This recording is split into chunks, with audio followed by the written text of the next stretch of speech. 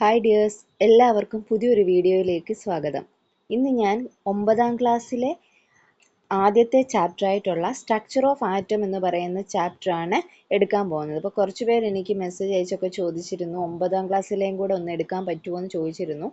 അപ്പം എനിക്ക് പറ്റുന്ന രീതിയിൽ ഞാൻ ഓരോ വീഡിയോ ആയിട്ട് ഞാൻ അപ്ലോഡ് ചെയ്യുന്നതായിരിക്കും. അപ്പം നമുക്ക് ഫസ്റ്റ് ചാപ്റ്റർ 9ാം ക്ലാസ്സിലെ സ്ട്രക്ചർ ഓഫ് ആറ്റം ആണ് പഠിക്കാനുള്ളത്. നമ്മളൊരു കാര്യം ഓർക്കുക, 8ാം ക്ലാസ്സിനും 10ാം ക്ലാസ്സിനും ഇടയിലുള്ള ഒരു ക്ലാസ് ആണ് 9. സോ നമുക്ക് ഏറ്റവും കൂടുതൽ ടോപ്പിക് അല്ലെങ്കിൽ കോൺസെപ്റ്റുകൾ പഠിക്കാനുള്ള ഒരു ക്ലാസ് കൂടിയാണ് 9ാം ക്ലാസ്. നമ്മൾ ഈ 9ൽ പഠിക്കുന്നതിൻ്റെ ബാക്കി കുറേ കാര്യങ്ങളാണ് പിന്നീട് നമ്മൾ 10ാം ക്ലാസ്സിൽ പഠിക്കുന്നത്. സോ ഈ 9ാം ക്ലാസ് എന്ന് പറയുന്നത് നിങ്ങൾ നിസ്സാരമായിട്ട് കാണരുത്. വളരെ കറക്റ്റായിട്ട് ഓരോ കാര്യങ്ങളും പഠിച്ച് തന്നെ നിങ്ങൾ മുൻപോട്ട് പോകണം. ഓക്കെ, അപ്പം നമ്മുടെ ശരിക്കും ഒരു ടേണിംഗ് പോയിന്റ് എന്ന് പറയാം. കാരണം 9th എന്ന് പറയുന്നതാണ് ഇപ്പം +1 നിങ്ങൾക്ക് നിങ്ങളുടെ ചേട്ടന്മാരും ചേച്ചിമാരും ഒക്കെ പഠിച്ചുകൊണ്ടിരുന്ന കുറച്ച് ടോപ്പിക്സ് നിങ്ങൾക്ക് ഈ സ്ട്രക്ചർ ഓഫ് ആറ്റത്തിൽ തന്നെ നിങ്ങൾക്ക് ഈ ഒരു 9ാം ക്ലാസ്സിലേക്ക് ആഡ് ചെയ്തിട്ടുണ്ട്. ഓക്കെ, അപ്പോൾ അത്രത്തോളം പ്രധാനപ്പെട്ട ഒരു ക്ലാസ് ആണ് 9th. ഓക്കെ, അപ്പോൾ ആ ഒരു ലെവലിൽ വേണം നിങ്ങൾ പഠിച്ചു തുടങ്ങാൻ. ഓക്കെ, അപ്പോൾ first chapter structure of atom ആണ്. അപ്പം ഈ സ്ട്രക്ചർ ഓഫ് ആറ്റത്തിൽ നമുക്ക് കുറച്ച് കോൺസെപ്റ്റ്സ് പഠിക്കാനുണ്ട്. അപ്പോൾ അതെന്തൊക്കെയാണെന്ന് ഞാൻ ജസ്റ്റ് ഈ ഒരു ചാപ്റ്ററിൽ എന്തൊക്കെ കാര്യങ്ങളാണ് നമുക്ക് പഠിക്കാനുള്ളതെന്ന് ഞാനൊന്ന് ജസ്റ്റ് പറയാം. ഫസ്റ്റ് നമുക്ക് ആറ്റത്തെക്കുറിച്ചാണ് പഠിക്കാനുള്ളത്. രണ്ടാമത് discharge tube experiments and discovery of electrons.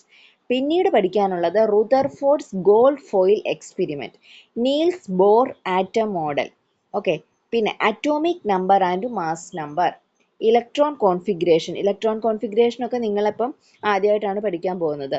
Orbit electron configuration അല്ലെങ്കിൽ ഡയഗ്രമാറ്റിക് റെപ്രസെൻറ്റേഷൻ, അതായത് ആറ്റത്തിനെ വരയ്ക്കാനുള്ള ഡയഗ്രമാറ്റിക് റെപ്രസെൻറ്റേഷൻ ഈ 9th നിങ്ങൾക്ക് പഠിക്കാനുണ്ട്. അത് വളരെ വളരെ ഇമ്പോർട്ടൻ്റ് ആയിട്ടുള്ളതാണ്, എക്സാമിന് ഉറപ്പായിട്ടും ചോദിക്കുന്നതാണ്. പിന്നെ ഐസോടോപ്സ് ആൻഡ് ഐസോബാസ്. ഓക്കെ, അപ്പോൾ ഇത്രയും ഒരു ടോപ്പിക്കുകളാണ് നമുക്ക് ഈ ഒരു ഫസ്റ്റ് ചാപ്റ്ററിൽ കവർ ചെയ്യാനുള്ളത്. ഓക്കെ, അപ്പോൾ നമുക്ക് സ്റ്റാർട്ട് ചെയ്യാം. ഫസ്റ്റ് നമുക്ക് നോക്കാം എന്താണ് ആറ്റം. ഓക്കെ, എന്താണ് ആറ്റം?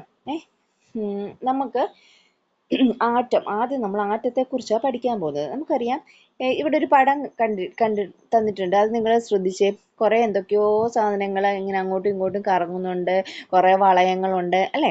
അപ്പം നമുക്കറിയാം, നമ്മുടെ ഈ പ്രപഞ്ചത്തിലുള്ള എല്ലാ വസ്തുക്കളെയും നിർമ്മിച്ചിരിക്കുന്നത് വളരെ മൈന്യൂട്ട് പാർട്ടിക്കിൾസ് ആയ ആറ്റം കൊണ്ടാണ്. അതായത് എന്നെയും നിങ്ങളെയും, നമ്മൾ ഉപയോഗിക്കുന്ന വസ്തുക്കൾ, ഈ പ്രപഞ്ചത്തിലുള്ള ഏതൊരു സാധനം എടുത്താലും, നമ്മൾ കഴിക്കുന്ന ഭക്ഷണം, എന്ത് സാധനം നമ്മൾ എടുത്താലും ഇതിനെയൊക്കെ ഉണ്ടാക്കുന്ന ഒരു മൈന്യൂട്ട് പാർട്ടിക്കിൾസ് ആണ് ആറ്റം എന്ന് പറയുന്നത്. ഓക്കെ, ഇനി നമുക്ക് ഈ ആറ്റത്തിൽ എന്തൊക്കെ പാർട്ടിക്കിൾസ് ആണ് നമുക്ക് ഉള്ളതെന്ന് നമുക്ക് നോക്കാം. ഓക്കെ, ഞാനിവിടെ ഒരു ആറ്റം, ഞാനൊരു ചിത്രം ഞാൻ വരയ്ക്കാം. ഞാനിപ്പോൾ ഒരു ചിത്രം വരയ്ക്കാം. ഓക്കെ, ഇതൊരു റൗണ്ടാണേ. ഓക്കെ, കണ്ടോ? നമുക്ക് ഞാൻ നിങ്ങൾക്കൊരു എളുപ്പത്തിൽ ഞാൻ പറഞ്ഞു തരാം ആറ്റത്തെക്കുറിച്ചിട്ട്. നമുക്ക് ഈ ആറ്റത്തിനെ ഒരു വീടായിട്ട് അസ്യൂം ചെയ്യാം. ഓക്കെ, അപ്പോൾ ഫസ്റ്റ് ഇവിടെ നോക്കിക്കേ, ആറ്റത്തിന് ഒരു സെൻറ്റർ പോയിന്റ് ഉണ്ട് അല്ലേ? അതായത് ഇവിടെ ഇത് കണ്ടോ, ഒരു സെൻറ്റർ പോയിന്റ് ഉണ്ട് ആറ്റത്തിന് അല്ലേ? അപ്പം ഈ സെൻറ്റർ പോയിന്റിനെ, അതായത് ആറ്റത്തിൻ്റെ സെൻറ്റർ പോയിന്റിനെ നമ്മൾ വിളിക്കുന്ന പേരാണ് ന്യൂക്ലിയസ്. എന്താണ്? ന്യൂക്ലിയസ്. നമ്മുടെ വീട്ടിൽ നമുക്ക് സെൻറ്റർ പോയിന്റ് എന്ന് പറയാൻ പറ്റുന്ന ആരാ? നമ്മുടെ അച്ഛനായിരിക്കും അല്ലേ? നമ്മുടെ വീട്ടിലെ ഏറ്റവും കാര്യങ്ങൾ നോക്കുന്ന, അല്ലെങ്കിൽ ഒരു സെൻറ്റർ പോയിന്റ് ആയിട്ടുള്ള ഒരു വ്യക്തി എന്ന് പറയുന്നത് നമ്മുടെ അച്ഛനായിരിക്കും. അപ്പോൾ അതേപോലെ ആറ്റത്തിൻ്റെ ഒരു സെൻറ്റർ പോയിന്റ് ഉണ്ട്, അതാണ് നമ്മുടെ ന്യൂക്ലിയസ് എന്ന് പറയുന്നത്. ഓക്കെ, അതുപോലെ നമ്മുടെ വീട്ടിൽ എന്തുവാ, കുറേ റൂമുകളുണ്ട് അല്ലേ? വീട്ടിൽ കുറേ റൂമുകൾ. അതുപോലെ ഈ ആറ്റത്തിൽ ഇതുണ്ടോ, ഓരോ വട്ടമായി കാണുന്ന കുറേ സാധനങ്ങളുണ്ട് അല്ലേ? ഈ ന്യൂക്ലിയസിന് ചുറ്റും വട്ടമായി കാണുന്ന കുറേ സാധനങ്ങളുണ്ട്. അപ്പം ഈ വട്ടമായിട്ട് കാണപ്പെടുന്ന ഈ സാധനത്തിനെ വിളിക്കുന്ന പേരാണ് ഷെൽ അല്ലെങ്കിൽ ഓർബിറ്റ്. ഓക്കെ, മനസ്സിലായോ? അപ്പോൾ ഇപ്പം എന്താ പറഞ്ഞത്? ആറ്റത്തിനൊരു മധ്യബിന്ദു ഉണ്ട്, അല്ലെങ്കിൽ ഒരു സെൻറ്റർ പോയിന്റ് ഉണ്ട്, അതാണ് ന്യൂക്ലിയസ്. ആ ന്യൂക്ലിയസിന് ചുറ്റുമുള്ള വലയങ്ങളെ നമ്മൾ വിളിക്കുന്നതാണ് ഷെല്ലുകൾ അല്ലെങ്കിൽ ഓർബിറ്റ് എന്ന് വിളിക്കുന്നത്. ഓക്കെ, അപ്പം നമുക്ക് ഈ ഓരോ ഷെല്ലിനും ഓരോ പേരുണ്ട്. ഓക്കെ, അതായത് ഈ ന്യൂക്ലിയസിന് തൊട്ട് തൊട്ടു പുറമേ കാണപ്പെടുന്ന ഷെല്ലാണ് K shell. K shell. Okay, അതിൻ്റെ തൊട്ടടുത്തുള്ളതാണ് എൽ. അതിൻ്റെ തൊട്ടടുത്തുള്ളതാണ് എം. ഇനി അത് കഴിഞ്ഞുള്ള ഷെല്ലാണ് എൻ. ഓക്കെ, അപ്പം നമ്മൾ ഒന്നുമില്ല, ഇംഗ്ലീഷ് ആൽഫബറ്റിലെ കെ തൊട്ട് നിങ്ങൾ ഓർത്താൽ മതി. K L M N. പിന്നെ അടുത്തൊരു ഷെല്ലുണ്ടെങ്കിൽ അതിനെ ഒ എന്ന് പറയും. ഓക്കെ, അപ്പം നിങ്ങൾക്ക് 4 ഷെല്ല് പഠിക്കാനുള്ളൂ. K L M N. Okay, അപ്പം നമ്മളിപ്പോൾ പഠിച്ചു, ഒരു ആറ്റത്തിന് ഒരു സെൻറ്റർ പോയിന്റ് ഉണ്ട്, ന്യൂക്ലിയസ്. അതിന് ചുറ്റും ഷെല്ലുകൾ അല്ലെങ്കിൽ ഓർബിറ്റുകൾ ഉണ്ട്. ആ ഓർബിറ്റുകളെ നമ്മൾ K shell, L shell, M shell, N shell ഇങ്ങനെ കാറ്റഗറൈസ് ചെയ്യുന്നുണ്ട്. ഓക്കെ, അപ്പോൾ ഇനി നോക്കിയേ, ഇനി ഇതിൽ ഏറ്റവും കൂടുതൽ എനർജി ഉള്ളത് ഏത് ഷെല്ലിനാണെന്ന് നിങ്ങൾക്ക് അറിയാവോ? ഏത് ഷെല്ലിനാണ് ഏറ്റവും കൂടുതൽ എനർജി ഉള്ളത്?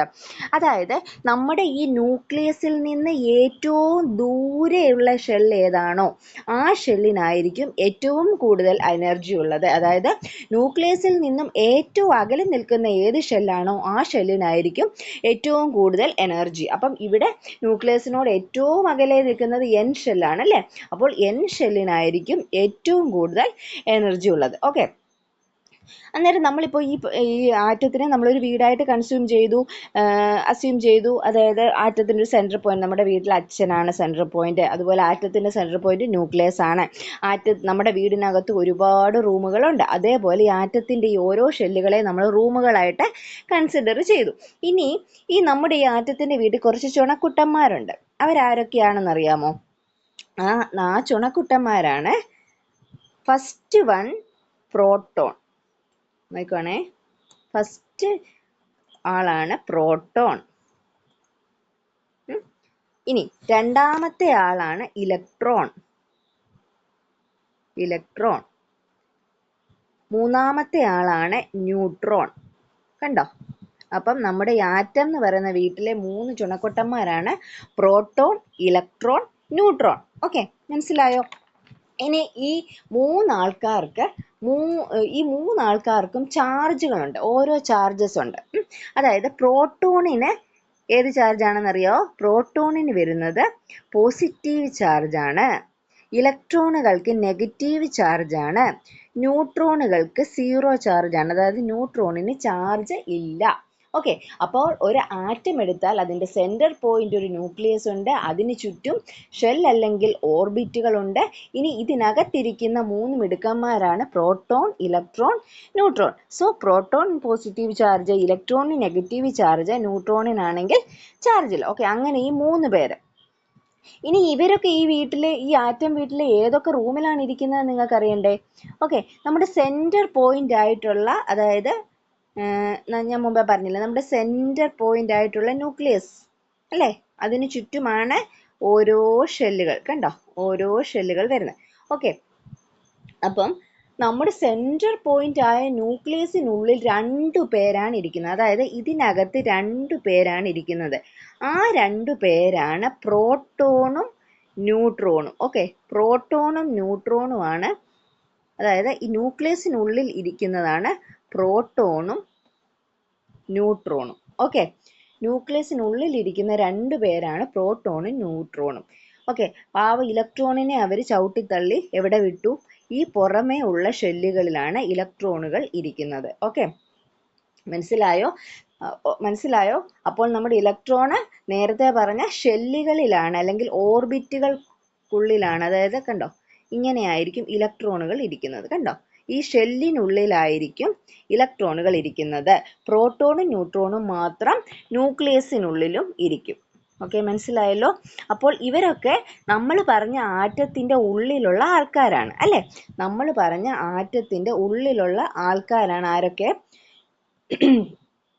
പ്രോട്ടോൺസ്, ഇലക്ട്രോൺസ്, ന്യൂട്രോൺസ് അല്ലേ? അപ്പം ഇങ്ങനെയുള്ള, അതായത് ആറ്റത്തിൻ്റെ ഉള്ളിലിരിക്കുന്ന ആൾക്കാരായതുകൊണ്ട് ഇവരെ നമുക്ക് വിളിക്കാം സബ് അറ്റോമിക് പാർട്ടിക്കിൾസ്. ഓക്കെ, അപ്പം സബ് അറ്റോമിക് പാർട്ടിക്കിൾസ് ഏതൊക്കെയാണെന്ന് ചോദിച്ചാൽ അത് പ്രോട്ടോൺസ്, ഇലക്ട്രോൺസ്, ന്യൂട്രോൺ. ഓക്കെ, ഈ 3 ആൾക്കാരാണ് സബ് അറ്റോമിക് പാർട്ടിക്കിൾസ്. അതായത് അപ്പോൾ സബ് അറ്റോമിക് പാർട്ടിക്കിൾസ് ഏതൊക്കെയാണ്? Protons, neutrons, electrons. ഇതുപോലെ കോടിക്കണക്കിന് പാർട്ടിക്കിൾസ് കൊണ്ടാണ് നമ്മളെയും നമുക്ക് ചുറ്റുമുള്ള ഓരോ വസ്തുക്കളെയും നിർമ്മിച്ചിരിക്കുന്നത്. Okay, particles smaller than atom, അതാണ് സബ് അറ്റോമിക് പാർട്ടിക്കിൾസ് എന്ന് പറയുന്നത്. ഓക്കെ, അപ്പോൾ സബ് അറ്റോമിക് പാർട്ടിക്കിൾസ് മനസ്സിലായി, ആറ്റം എന്താണെന്ന് മനസ്സിലായി, ആറ്റത്തിനുള്ളിലുള്ള ആൾക്കാർ ആരൊക്കെയാണെന്ന് മനസ്സിലായി. സോ ഇത്രയും കാര്യങ്ങൾ നിങ്ങൾക്ക് മനസ്സിലായി. ഇനി ഇവരെയൊക്കെ എങ്ങനെയാണ് കണ്ടുപിടിച്ചതെന്ന് നമുക്കറിയണ്ടേ? അതായത് നമ്മൾ ഈ ഇലക്ട്രോൺസ്, പ്രോട്ടോൺസ്, ന്യൂട്രോൺ ഇതെല്ലാം നമ്മൾ പഠിച്ചു. പക്ഷെ ഇവരെയൊക്കെ എങ്ങനെയാണ് സയന്റിസ്റ്റുകൾ കണ്ടുപിടിച്ചതെന്ന് നമുക്ക് ഇനി നോക്കാം. ഓക്കെ, ഈ പാർട്ടിക്കിൾസിനെ എങ്ങനെയൊക്കെയാണ് ഡിസ്കവർ ചെയ്തതെന്ന് നമുക്ക് അടുത്ത ക്ലാസ്സിൽ പഠിക്കാം. ഓക്കെ, ഇന്നപ്പം ഇത്രയേ ഉള്ളൂ.